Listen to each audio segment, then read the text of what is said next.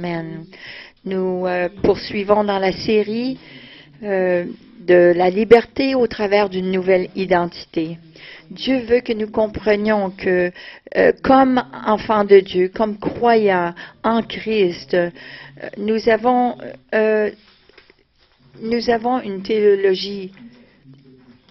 Vous savez, nous avons reçu une théologie qui nous a confuses, qui nous a gardés loin de ce que Dieu a pour nous. Et j'aimerais briser cela. J'ai même dit au Seigneur, Seigneur, est-ce que je pourrais comme effacer mes pensées et recommencer?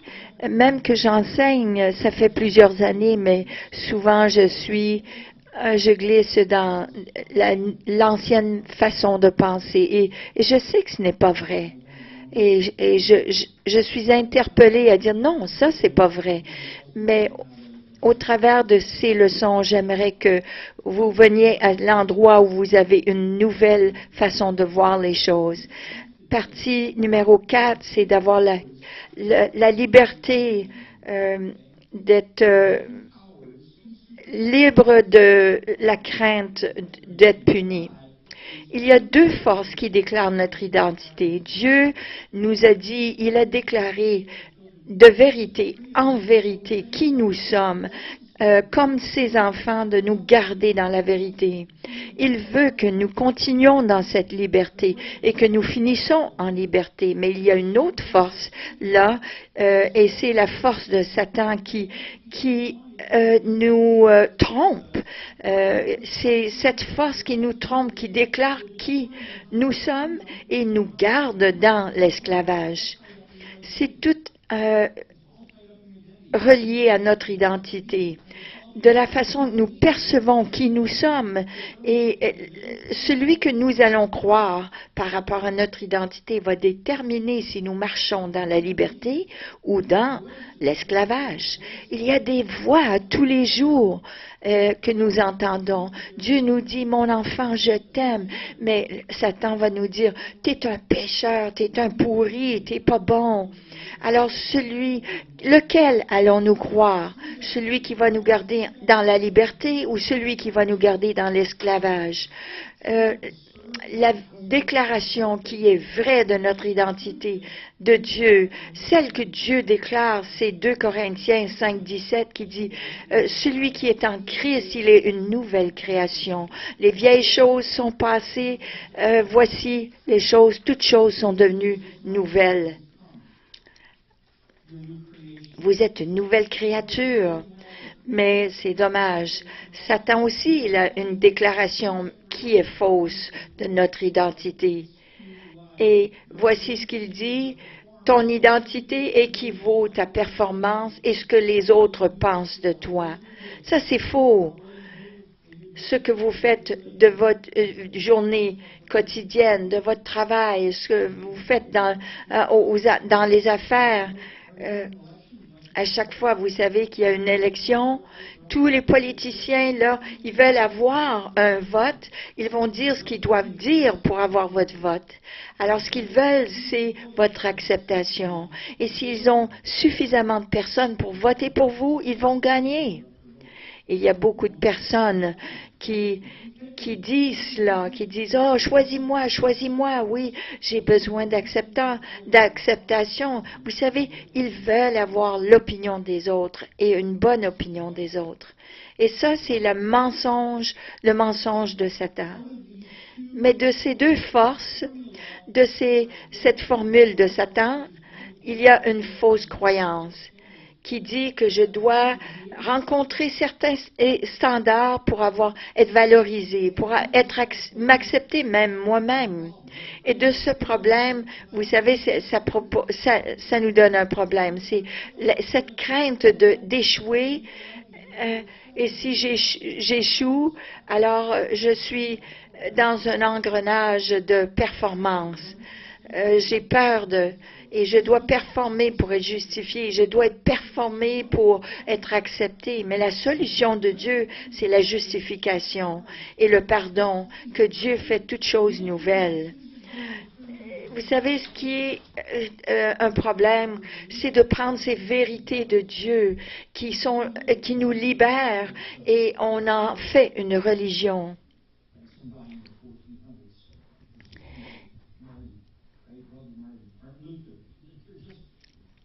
Martin Luther, il a dit, et Paul l'a dit auparavant, ce n'est pas une théologie, il dit que le juste vivra de sa foi, mais c'est la vérité, ce n'est pas une théologie. La solution de Dieu, c'est que nous sommes justifiés par la foi. Et vous êtes pardonnés, vous n'avez pas besoin d'essayer, de performer pour devenir une nouvelle personne, mais Dieu fait de vous une nouvelle personne. Et ça, c'est la puissance de la justification. Le deuxième mensonge que nous croyons, c'est que je dois être approuvé des autres afin de m'accepter moi-même.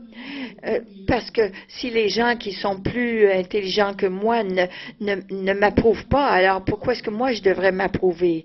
Et le problème de cela, c'est avoir la crainte d'être rejeté, je dois avoir l'approbation des autres parce que j'ai tellement peur d'être rejeté. Alors on devient un addict de l'approbation des autres. Oh, je dois faire les bonnes choses, je dois dire les bonnes choses pour qu'on ne me rejette pas. Si je ne suis pas correct dans cet environnement, alors on s'inquiète tout le temps d'être accepté ou rejeté de quelqu'un. Mais la solution de Dieu, c'est la réconciliation.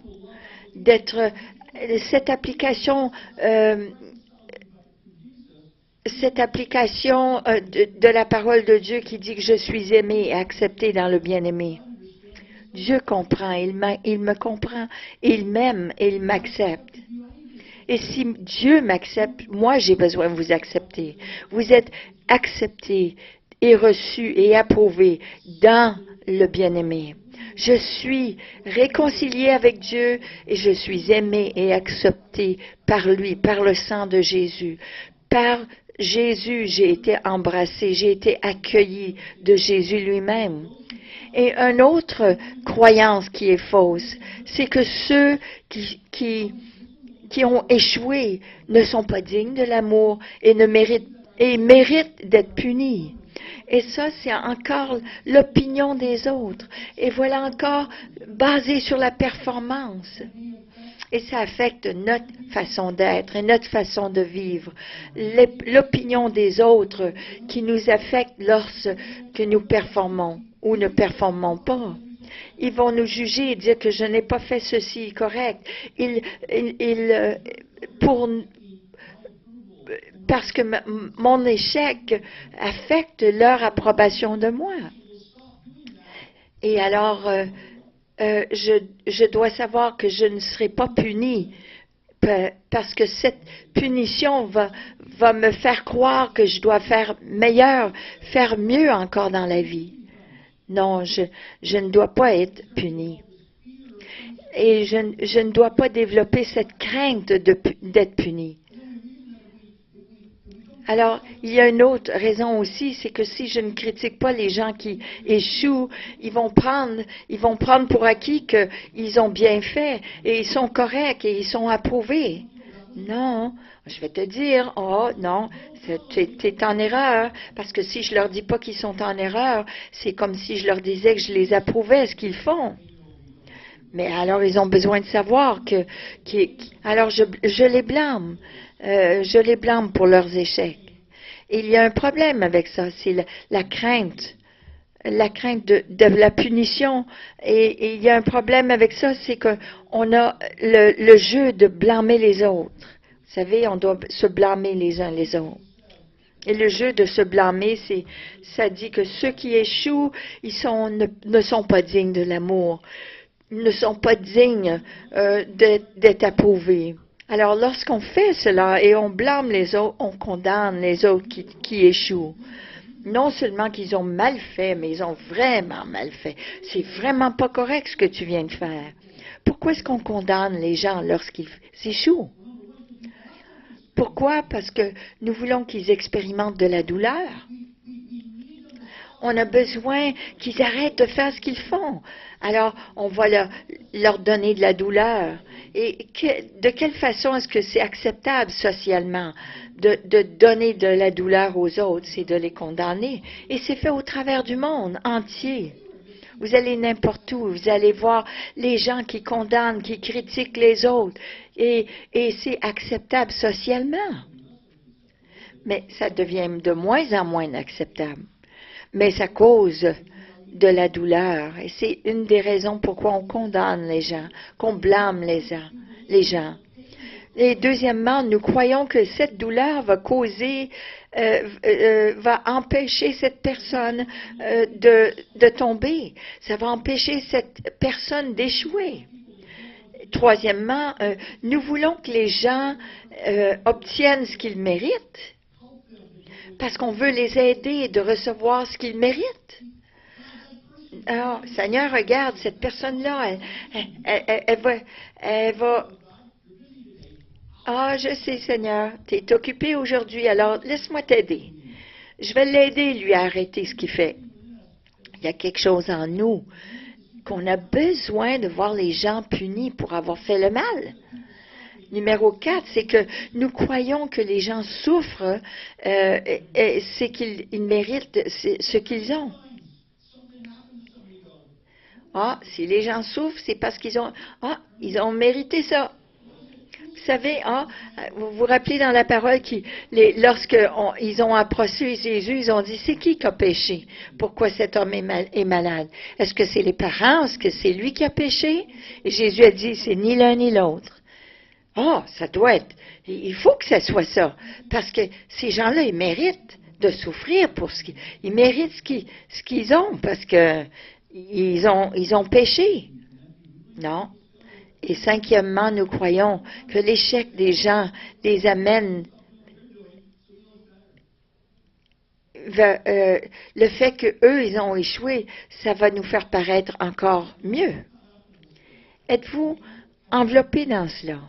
Est-ce que vous avez enveloppé, avez-vous accueilli cette crainte et ces faux raisonnements? Voici un test pour le blâme. Numéro 1, je crains ce que Dieu va me faire. Je crains que Dieu va me punir. Et il y a beaucoup de gens dans le monde qui croient que parce qu'ils ont fait le mal, ils méritent. Ils attendent que Dieu va les punir. Ils attendent que Dieu va rendre les choses, va régler les comptes. On ne sait pas, on ne comprend pas pourquoi il ne nous a pas punis à date, mais on sait qu'il va nous punir. Oh oui, bientôt. Alors on a une crainte. Tout le temps une crainte. À chaque fois qu'on fait quelque chose, on se demande, est-ce que Dieu va me punir pour ça? On a peur d'être puni.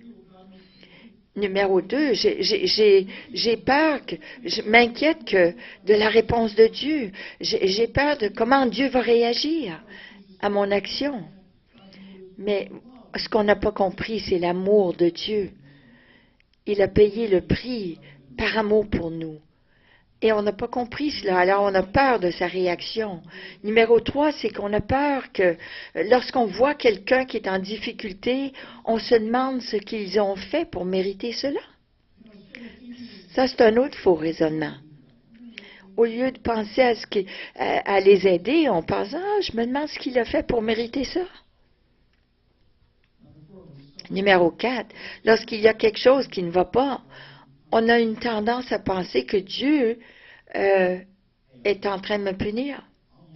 Lorsqu'il y a des choses mon auto n'a pas commencé, j'ai pas pu partir ma voiture ce matin. Je me demande qu'est-ce que Dieu essaye de m'enseigner. Je suis malade. J'ai pas eu cette promotion cette semaine au travail. Alors je me demande qu'est-ce que Dieu essaye de me dire.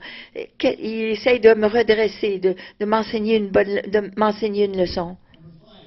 Numéro 5, je suis très dur sur moi-même lorsque j'échoue. Parce que les gens qui échouent, ils méritent d'être punis. Alors, je suis dur avec moi-même. Je me critique, je me condamne, je me fais du mal, je me punis moi-même. Ah, tu peux pas jouir de cela aujourd'hui parce que toi, tu as fait quelque chose de pas correct. Non, tu peux pas aller à ce film. Non, tu peux pas être avec tes amis. Tu peux pas jouir de ta journée aujourd'hui parce que toi, tu as fait quelque chose de pas correct et tu mérites d'être puni. Tu es dur sur toi-même si tu as cette crainte d'être puni. Parce que si je crains, je suis obligé de me punir. Je suis obligé de faire ça parce que, non, pour quelle que soit une raison, hein, Dieu, il n'a pas fait ce qu'il devait faire. Non. Sixièmement, je trouve que moi-même, je blâme les autres lorsque eux, ils échouent.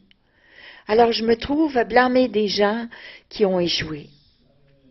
Numéro 7, je deviens en colère avec Dieu. Je me fâche avec Dieu lorsque quelqu'un d'immoral ou de malhonnête, il prospère. Seigneur, comment est-ce que tu peux laisser ça aller? Et on rumine et on voit que comment Dieu est-ce que tu permets qu'il prospère? Comment ça se fait que lui, il mérite pas de prospérer? Il mérite pas d'avoir ton approbation ou ta bénédiction. Non, on pense que s'il n'est pas puni, ça doit être parce que Dieu approuve de lui.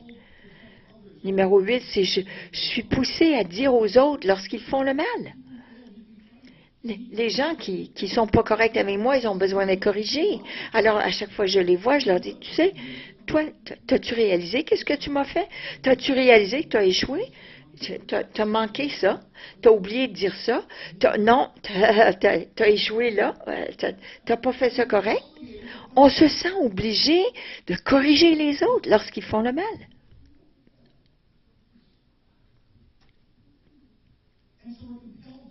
Alors on est poussé à dire à tout le monde ce qu'ils ont fait de mal. Peut-être on les confronte. On est poussé à faire ça. Faut leur dire, faut les corriger, faut leur dire d'arrêter. Numéro 9, c'est qu'on focus sur les défauts des autres. Non, on ne regarde pas les bonnes choses qu'ils ont fait. On n'a pas regardé, on a eu un merveilleux temps de louange. Non, on va aller picosser, pointiller sur le point qu'il a échoué. On va focuser sur l'erreur qui a été faite. C'est pas que celle-là a fait un beau temps de louange, une danse avec les drapeaux. Non, on va remarquer qu'il a laissé tomber son drapeau. On focus sur les défauts et les erreurs des autres. Et numéro 10, c'est que Dieu est dur avec nous. On a cette perception que Dieu est dur, que Dieu est sévère avec nous. Il doit être sévère parce que les gens, lorsqu'ils font erreur, ils méritent d'être punis. Alors, on croit que Dieu est sévère avec nous. Et lorsqu'il ne le fait pas, on se demande, qu'est-ce qui se passe? Parce que Seigneur, tu es obligé de punir le mal. Tu es obligé de punir le mal en moi. Mais quels sont les effets? Ça, c'était le test, vous savez. Mais qu'est-ce que c'est les effets? Quels sont les effets de la crainte d'être puni?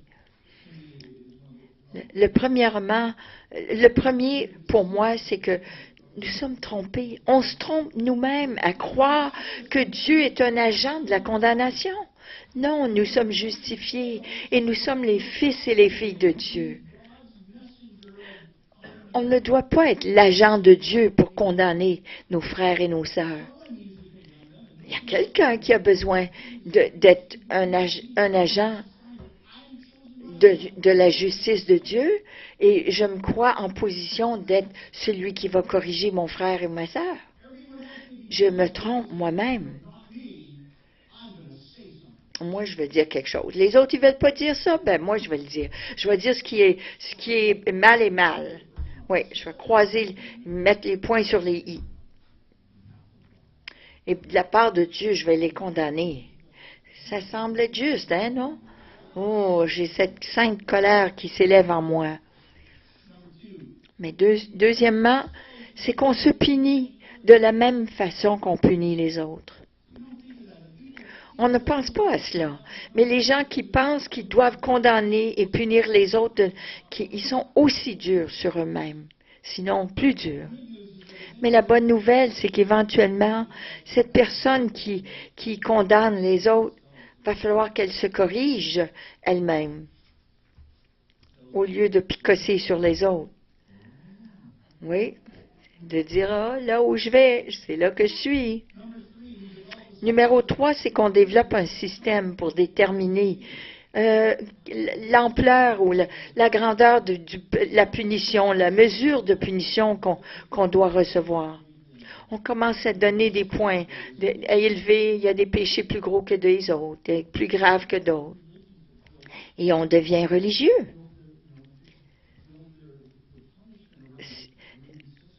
Oui, ça c'est un système religieux. Si tu fais ce péché-là, tu mérites cela. Si tu pêches comme ça, tu mérites de faire. Il faut que tu fasses ça pour mériter la justice. Numéro 4, on croit que c'est Dieu qui nous condamne, quand actuellement, en réalité, c'est Satan. Mais on croit que c'est Dieu. Alors, c'est Apocalypse, chapitre 12 et verset 10. Ça dit, l'accusateur des frères, il l'accuse devant Dieu jour et nuit. Il vient devant Dieu pour nous accuser constamment, jour et nuit. C'est lui, en vérité, qui condamne, et non Dieu. Mais on pense qu'on est souffleté aux oreilles et on pense que c'est Dieu qui nous condamne. Mais c'est Dieu. Dieu ne condamne jamais. Il condamne le péché, mais jamais la personne qui pêche, jamais le pécheur. Mais Dieu va venir à cet enfant, il va dire, ce que tu fais n'est pas bon, mais je t'aime, mon enfant. Je ne peux pas te permettre de continuer de cette façon. Ça, c'est la conviction. Mais Satan, lui, il va dire, ah, toi, t'es pas bon. Toi, t'es un échec. Toi, t'es un embarrassement pour le royaume de Dieu. Pour qui tu te prends? C'est lui qui condamne. Oh, un vrai chrétien n'agirait pas de cette façon. Tu mérites d'être puni. Ça, c'est pas Dieu, c'est Satan. Mais à cause de ce mensonge que nous croyons, nous croyons que nous devons être punis, que nous méritons d'être punis, et nous croyons que c'est Dieu qui est puni. Vous savez, cinquièmement, c'est la passivité. Si nous croyons que les gens devront être punis, ça sert à rien de faire quoi que ce soit parce que ils seront pas punis de toute façon. Il y a des gens qui pensent de cette façon. Et je mets cela. Si vous êtes dans une situation où les gens autour de vous sont très passifs, peut-être c'est parce que vous les condamnez de trop, vous les jugez de trop, et ils ont peur de votre jugement. S'ils ne passent pas à l'action et ils ne deviennent pas actifs, ils sont passifs, c'est peut-être à cause de cela. Posez-vous la question. Sixièmement, c'est qu'il y a plusieurs sortes de craintes. Et la crainte attire la crainte. Et une fois que la crainte est dans notre vie, elle attire les autres craintes. Ça, c'est tout du négatif, vous comprenez? Mais regardons la solution de Dieu. Et cela, c'est... nous allons regarder la solution de Dieu. Et cela, c'est d'être le sacrifice de Jésus. La solution de Dieu pour la crainte, c'est de la punition, c'est l'amour parfait. C'est l'amour parfait. Et l'amour parfait bannit la crainte. Il y a une chose qui va être la solution pour la crainte de la punition, c'est 1 Jean 4, 18 nous dit, il n'y a aucune crainte dans l'amour, mais l'amour parfait bannit la crainte. Parce que dans la crainte a affaire avec la punition. L'amour parfait bannit la crainte. Et l'amour parfait a été révélé dans l'acte de sacrifice de Jésus-Christ pour nos péchés. 1 Jean 4, 9 à 10, ça nous dit, voici cet amour qui est démontré, c'est qu'il a envoyé son Fils unique dans le monde afin que nous vivions par lui. Ceci est l'amour. Non que nous avons aimé Dieu, mais que Dieu nous a aimés et a envoyé son Fils pour être la propitiation pour nos péchés, pour être le sacrifice pour nos péchés. Voilà la propitiation, c'est la solution de Dieu. Et comprenons ce que c'est la propitiation. C'est que la sainteté de Dieu versus le péché de l'homme. Nous ne comprenons pas le sacrifice de Jésus parce que nous ne comprenons pas l'immensité de notre péché. Mais la propitiation consiste de satisfaire la colère de Dieu. Dieu était en colère? Oui, parce que Dieu est parfait. Dieu est parfait et nous ne comprenons pas cela. Il n'est pas seulement saint, il est parfaitement saint. C'est pour cela qu'il n'y a aucun péché dans le ciel, il n'y a pas de maladie, il n'y a pas d'infirmité, il n'y a rien de négatif, rien de cette nature qui est sur la terre, qui est au ciel, parce que la sainteté de Dieu est parfaite. Alors Dieu ne peut pas permettre le péché au ciel. Il ne peut pas nous permettre d'aller au ciel non plus, à moins que quelque chose change. Dieu veut avoir une relation avec nous, avec l'homme. Et parce qu'il est parfaitement saint et que nous sommes si pécheurs, Romains 3, 23 nous dit, car tous sont péchés et sont privés de la gloire de Dieu. C'est quoi la gloire de Dieu? C'est qui il est, son caractère. Et encore, ce que c'est sa pureté, sa sainteté. Et nous sommes privés de cela, de cette gloire-là. Nous sommes à court. Nous ne sommes pas à la hauteur de cela. Mais Jésus a payé le prix d'enlever complètement notre péché. Il voulait être en relation avec nous, mais nous ne pouvions pas avoir une relation à cause de la profondeur de notre péché. Et le problème était que, non que Dieu pouvait seulement nous pardonner notre péché, parce que nous aurions encore le péché. Dieu ne peut pas permettre sa sainteté d'avoir le péché dans sa présence. Alors, il a fallu qu'il déverse sa colère sur ce péché et qu'il ait une propitiation, un sacrifice pour couvrir ce péché. Vous savez, la semaine dernière, on a dit que Dieu existe en dehors du temps. Il est l'alpha, l'oméga, le début et la fin. Il a toujours existé. Il existe, il existera toujours. Alors, lorsque Dieu a payé le prix pour notre péché, il a mis tous nos péchés, pour chaque personne, pour tout le temps du monde, pour l'éternité, en Jésus.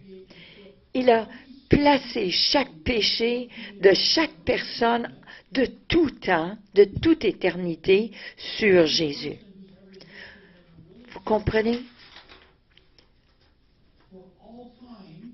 Pour toute personne. Passé, présent, futur. Et il a mis tous ses péchés sur Jésus. Il a déversé sa colère sur ses péchés jusqu'à ce que sa sainteté était complètement satisfaite. Les soldats ont battu Jésus, ils l'ont fouetté, ils ont mis une couronne d'épines sur sa tête, ils l'ont battu jusqu'à ce qu'il était méprisable, méconnaissable. Ils l'ont mis sur une croix, mais sa crucifixion n'a pas payé le prix pour nos péchés. Ce qui a payé le prix pour notre salut est lorsque Jésus a pris la punition à notre place pour tout péché, pour chaque personne et pour toute une éternité. Lorsque toute l'humanité le péché de l'humanité a été mis sur Jésus et que Jésus a reçu ce péché à tel point que lorsque Dieu le Père a vu Jésus, il ne pouvait pas le regarder parce qu'il a vu le péché sur lui. Et soudainement, pour la première fois depuis la création, le Père a tourné son dos. Et là, Jésus a dit, mon Père, pourquoi m'as-tu abandonné? Parce que jusqu'à ce point-là, il était un avec le Père. Et pour la première fois de sa vie, il n'a pas cette relation avec son Père. Il n'a pas l'approbation de son Père. Il n'a pas l'accueil de son Père. Il n'a pas juste les péchés du monde, du passé, du présent, mais tout le péché du monde. Et là, le Père a déversé sa colère sur son Fils pour tous ces péchés-là de l'humanité. Sa sainte colère et sa juste colère pour tous ces péchés qui étaient placés sur lui. Et lorsque sa colère a été complètement satisfaite, et à ce moment-là, toute punition était finie. Toute punition était terminée. Jésus a dit dans Jean 19:30, tout est accompli. Tout est accompli. Pouvons-nous comprendre cela aujourd'hui? Toute punition est accomplie. Elle est terminée, elle est finie. Toute punition est terminée. Et à cause de cela, comment pourrais-je dire? Jésus a dit, tout est accompli. Parce que Dieu le Père n'a rien retenu de sa colère sur cette punition. Il n'a rien retenu. Il a déversé sa colère complètement sur tous les péchés. Même les péchés que Jésus n'avait même pas imaginés. Il a déversé cette colère sur Jésus. Et Jésus a payé le prix. Et sur la croix, il a accepté chacun de ses péchés, même ceux que nous n'avons même pas imaginés, qui nous révolteraient aujourd'hui. Alors à ce moment-là, sa colère a été déversée sur Jésus, et là, son Fils a tout subi à notre place. Il a subi la punition complètement. Et c'est pour cela ça a été complètement pardonné. Et c'est pour cela que l'œuvre de la croix est finie, est accomplie, est terminée. Et là, le Père, encore pensez à ceci. Tous les péchés du monde étaient sur Jésus. Et Jésus a accepté chacun de ses péchés, même s'il ne voulait pas. Et là, Dieu, le Père, a puni chacun de ses péchés. Et là, Jésus a reçu la punition pour chacun de ses péchés. Pas un moment n'a-t-il considéré ne pas prendre ses péchés. Il les a tous pris. Tous les péchés du monde, pour chaque personne, pour toute l'éternité, a été complètement puni. Donc, alors tous les péchés, pour tout le monde, pour une éternité, sont complètement pardonnés. Complètement pardonnés. C'est fini. Aucune autre punition à venir. Alors c'est pour cela que la réponse de Dieu, la réaction de Dieu, maintenant, est d'amour. Parce qu'il n'y a plus rien à punir. Il n'y a rien d'autre à punir. Il ne reste plus rien à punir. Et pourquoi est-ce que le Père et le Fils se sont mis d'accord de faire cela? Pourquoi ont-ils fait cela? C'est impossible de comprendre cela. Si ce n'était pas expliqué dans la parole de Dieu, on ne le comprendrait pas parce que ça ne fait pas de sens.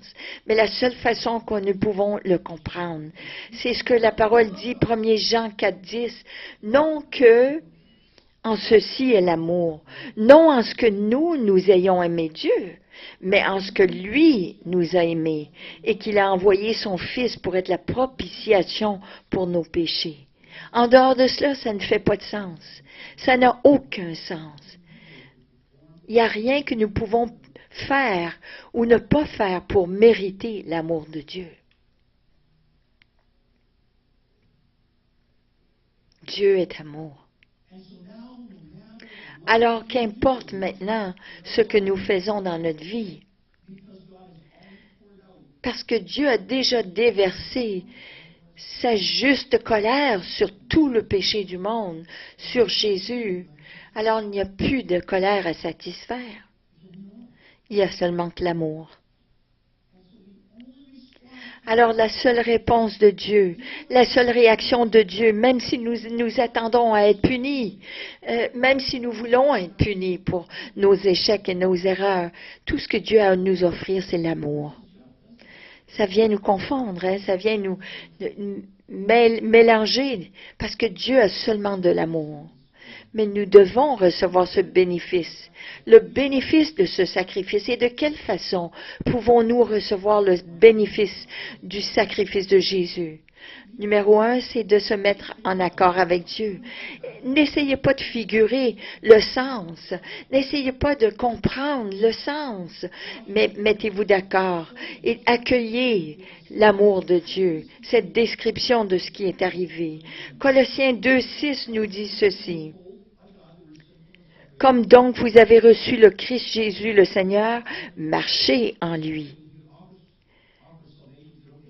Il nous a offert le salut. Oui, nous disons oui. Dieu dit, si nous reconnaissons notre condition et nous acceptons sa solution, nous pouvons recevoir et bénéficier de ce qu'il nous offre.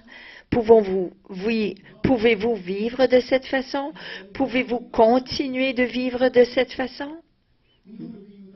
Non. Souvent, nous ne sommes pas d'accord avec notre nouvelle condition. Nous pensons toujours que nous sommes des pécheurs. Et nous nous mettons pas d'accord avec ce que Dieu dit dans sa parole en ce qui nous concerne. Nous croyons pas que toute punition est partie, a été enlevée. Alors on se punit nous-mêmes et on punit les autres. Et on continue de se demander, de méditer, oui, mais nous devons apprendre à refuser de condamner les autres. Proverbe 23 nous dit, achetez la vérité. Achète la vérité et ne la vends point. La sagesse, l'instruction et l'intelligence. Il faut se mettre en accord avec la parole, avec la vérité. On ne peut pas l'acheter, on ne peut rien faire performer pour la recevoir et pour la mériter. Tout ce qu'on doit faire, c'est se mettre en accord avec ce que Dieu dit dans la vérité. C'est de reconnaître, de l'accepter, de se mettre en accord avec cette vérité. C'est de se mettre d'accord avec Dieu. Deuxièmement, c'est de rejeter la condamnation. Refuser cela. La parole de Dieu dit en Romains 8:1, il n'y a donc maintenant aucune condamnation pour ceux qui sont en Jésus-Christ. Aucune condamnation. Encore mieux, il n'y a aucune condamnation pour ceux qui sont en Jésus-Christ. Alors, s'il y a une condamnation qui vient, ça ne vient pas de Dieu. Alors, rejetez-la. Rejetez-la, qu'importe qui vous la donne, qui vous condamne, rejetez cela. Refusez. Ça ne vient pas de Dieu. Donc, on n'a pas besoin de l'accepter. Et troisièmement, refusez de condamner les autres. Si vous refusez de recevoir condamnation pour vous-même, refusez de condamner les autres aussi. Parce que vous savez que lorsqu'on condamne les autres, que Dieu a déjà pardonné, ce que nous sommes en train de dire, c'est que le sacrifice de Jésus n'a pas été suffisant. Ce paiement, ce sacrifice de Jésus pour les péchés du monde, pour l'éternité, pour tout le monde, n'est pas suffisant. C'est ce qu'on est en train de dire. Lorsqu'on est en train de condamner les autres, on est en train de dire, oh ben Dieu, selon tes standards, c'est correct, mais selon mes standards, ce n'est pas correct. Qu'est-ce qu'on fait? Un peu de sagesse? Laissez-moi vous dire, n'allez pas là. Ne vivez pas comme si vous êtes plus sage que Dieu, plus pur que Dieu, plus saint que Dieu. Non, n'allez pas là.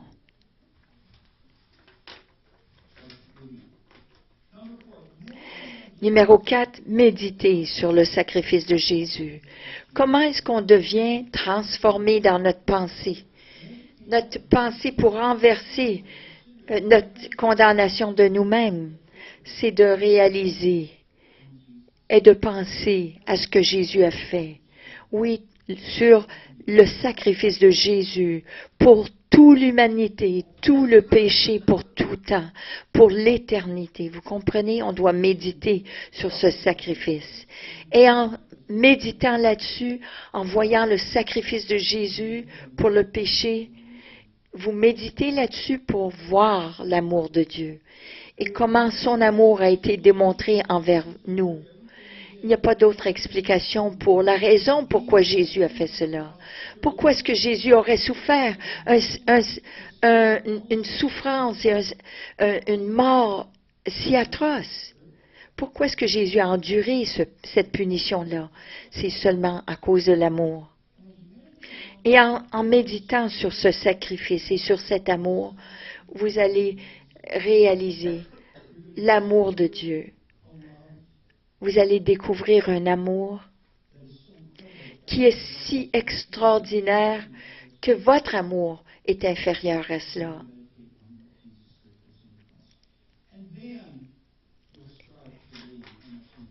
Et là, vous allez commencer à le croire, cet amour que Dieu a pour vous. Et cinquièmement, vous allez permettre à cet amour de pénétrer votre vie. Jamais, jamais ne permettez pas une vérité de devenir une théologie. Parce que ça, c'est un des péchés cardinaux de l'Église. Dieu veut que cette vérité pénètre notre cœur et vienne transformer nos vies. Alors, permettez à Dieu, son amour, de pénétrer notre vie, parce que son amour parfait punit et chasse et bannit toute crainte. Alors, cette semaine, comme vous allez retourner chez vous, permettez à Dieu de vous parler et seulement comprendre cet amour que Dieu a pour vous. Reconnaître. Et comme vous allez comprendre et saisir cette vérité, cette crainte va partir. Parce que l'amour parfait bannit toute crainte. Qu'avons-nous appris aujourd'hui? Nous avons appris que nous avons eu un sacrifice qui a couvert tous nos péchés une fois pour toutes. Que nous sommes donc saints et purs et sans reproche devant Dieu. Il n'y a aucune condamnation. Il n'y a aucune accusation de la part de Dieu. Nous sommes profondément, pleinement aimés de Dieu. Il n'y a aucune condamnation de la part de Dieu. Aucunement. Et numéro 4. Jamais, jamais, au grand jamais avons-nous besoin de craindre la punition de Dieu. Jamais. Oh oui, mais pasteur Dave, si les gens ne craignent pas, ils vont faire des choses atroces, des choses stupides. Donc, vous ne comprenez pas la crainte de Dieu. Parce que je comprends. Il y a des gens qui ont tellement peur de Dieu, qui font des choses terribles. Mais vous n'avez pas besoin de craindre la punition de Dieu. Permettez à Dieu et son amour, l'amour parfait de Dieu, de chasser toute crainte de votre vie. J'aimerais le dire encore et répéter encore une fois, que c'est merveilleux cette nouvelle. C'est pour ça qu'on appelle ça la bonne nouvelle. C'est seulement bon pour ceux qui l'accueillent, cette vérité, qui accueillent le sacrifice de Jésus. Alors c'est pour cela que je vous donne ceci, que je vous présente ceci. C'est de cette façon que nous devenons une nouvelle création. Reconnaissons notre péché. Reconnaissons que nous sommes pécheurs, que nous avons été privés de la gloire de Dieu. Mes péchés m'ont séparé de mon Dieu. Ça, c'est Ésaïe 59 et verset 2. Acceptez-le comme étant véridique. Avant que je suis devenu un chrétien, il y avait des gens qui venaient me voir qui me disaient tout le temps, « Toi, tu es un pécheur. » Je disais, « Oui, je le sais. » Tout ce qu'ils savaient, c'était que j'étais pécheur. Ah, ça, c'était péché. Ah oui, ça, c'est péché. Tu sais, c'est péché, ça. Mais donne-moi les bonnes nouvelles. Le A, ce n'est pas la bonne nouvelle. Le A, c'est de reconnaître que je suis pécheur. La mauvaise nouvelle, c'est que je suis un pécheur, que nous sommes tous pécheurs.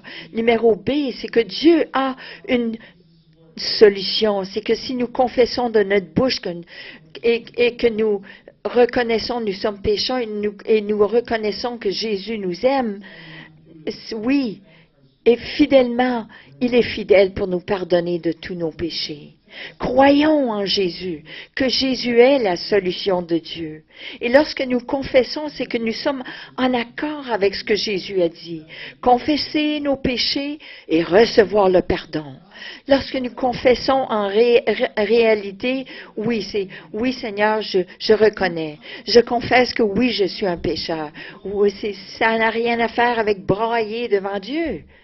C'est de reconnaître, oui, je reconnais, je suis pécheur, que j'ai péché, que oui, tu as raison, Seigneur, et que oui, je reçois ton pardon.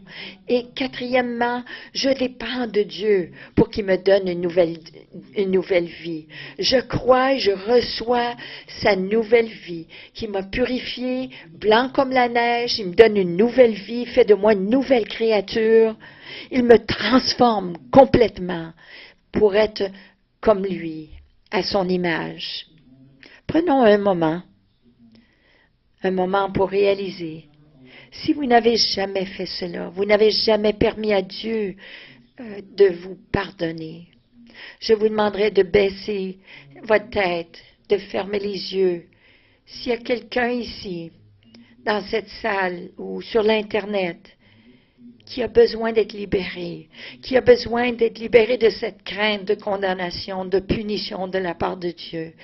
Je vous demande de lever la main, de recevoir le pardon de Dieu, de reconnaître que vous êtes pécheur, de croire en Jésus, la solution, confessez vos péchés, recevez le pardon ce matin. Oui, pour tous ceux qui regardent par Internet, donnez votre vie à Jésus et devenez une nouvelle créature. Seigneur, nous faisons ce que tu viens de dire. Oui, Seigneur, nous reconnaissons, nous sommes pécheurs, nous croyons en Jésus, la solution, celui qui a payé pour nos péchés, une fois pour toutes. Nous confessons nos péchés, nous recevons ton pardon.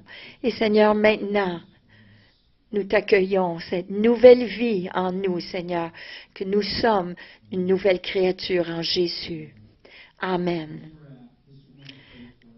Alors, nous aimerions prier avec vous. Si vous aimeriez, vous avez des besoins particuliers, vous aimeriez qu'on prie avec vous, je vous invite à venir en avant. J'aimerais prier avec vous pour ceux qui se blâment,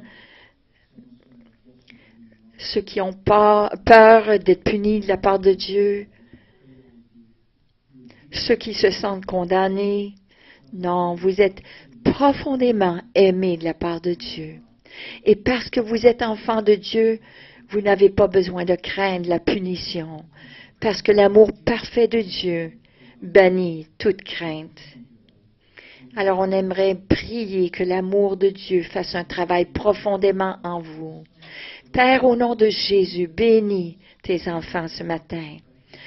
Seigneur, bénis tes enfants. Rafraîchis-les ce matin. Au nom de Jésus. Au nom de Jésus. Qu'ils puissent recevoir, accueillir cette nouvelle liberté en Christ avec ton amour. Au nom de Jésus.